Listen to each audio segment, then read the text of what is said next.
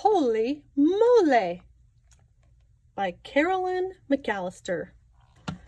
This is a 2.9 AR reading level book.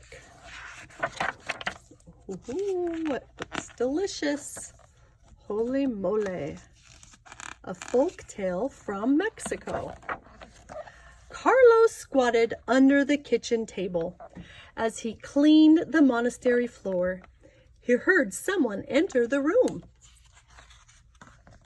Carlos saw the cook. Brother Pascal followed closely behind Bishop Roberto. Brother Pascal was wringing his hands. "The viceroy is coming to visit," he exclaimed. "What will we feed him? He is used to the finest meals. We are simple people." "I am sure you will think of something," Bishop Roberto replied. "See to it that everything is ready by noon." "Noon? We have just 2 hours before he arrives." Brother Pascal begins to give orders. "You grind the corn for tortillas. You light the fire. You chop some chilies for the sauce. You pluck those turkeys and be careful. The viceroy does not like turkey feathers in his stew. And you, Carlos, little kitchen boy, help Brother Juan with the tortillas." "But who is the viceroy?" asked Carlos. "The most important man in the colony of Mexico. He tells the King of Spain everything that happens here. We must make a good impression." "And what if we don't impress him?" Carlos asked. "No more questions. And when the viceroy arrives, stay out of sight. Once his honor leaves, you can have something to eat for yourself." As he patted the cornmeal into tortillas, Carlos wondered how he could help the brothers impress the viceroy. He was only an orphan boy who worked in the kitchen for scraps of food.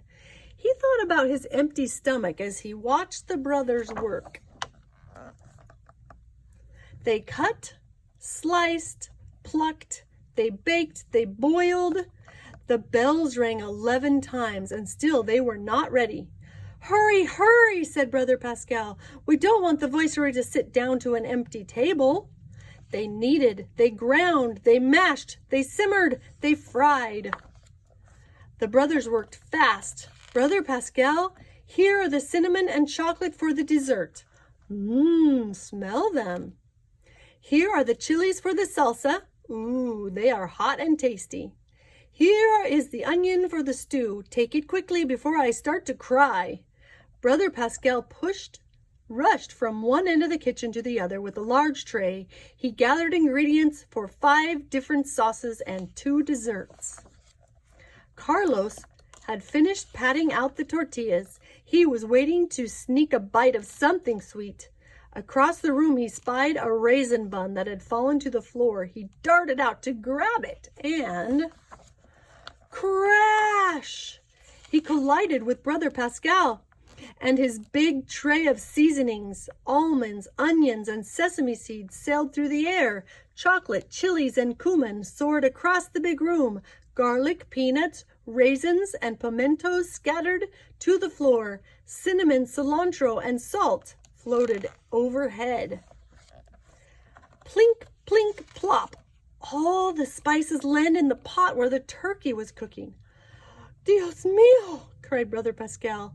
He fell to his knees and began to pray with all of his strength. The bells rang 12 times. The brothers hung their heads. They had nothing to feed the viceroy. The meal was ruined. Carlos felt a lump in his throat. He had spoiled their chance to find favor with the king. What a terrible trouble he would be in. Now the brothers would give him nothing to eat. But just then, the most delicious smells began to rise from the simmering stew. A rich mix of chilies, garlic, chocolate, and cinnamon. None of the brothers had even smelled anything like it. Carlos had to taste it. "Get away from the pot," the brothers scolded. "Haven't you caused enough trouble for one day?" Rico! Rico? Really? The brothers gathered to taste the sauce. "Que sabroso, delicioso, rico," Brother Pascal Please try it." Trembling, they carried the stew to the dining room where the viceroy waited. "What a wonderful smell," said the viceroy as he prepared to take a bite. The brothers held their breath and waited. The viceroy tasted the dish. "How unusual! This is the best dish I have ever tasted. I give the cook my highest praise." Brother Pascal bowed modestly in truth. "Your Honor, I do not deserve your praise. All praise belongs to him above." Up above, in the rafters, Carlos was glad to be out of trouble. He ate until he could eat no more. After all, the meal was un puro milagro, a complete miracle. He could not count on such luck every day. The end. Mole is a thick, savory sauce containing chocolate that is served over turkey or chicken. Known for its complexity of its preparation, it is often contained as many as 35 ingredients. Mole is prepared in Mexico for special feast days such as a wedding or baptism. The word mole comes from the Aztec word for sauce, which is mole. Though the dish probably originated with the Aztecs, the two most prominent legends give credit to the Spanish colonial convents and monasteries. One legend credits Sister Andrea of the convent of Santa Rosa. The other legend credits Brother Pascal Baleon. In both legends, the cooks were preparing a special dish for a visit from a Spanish viceroy.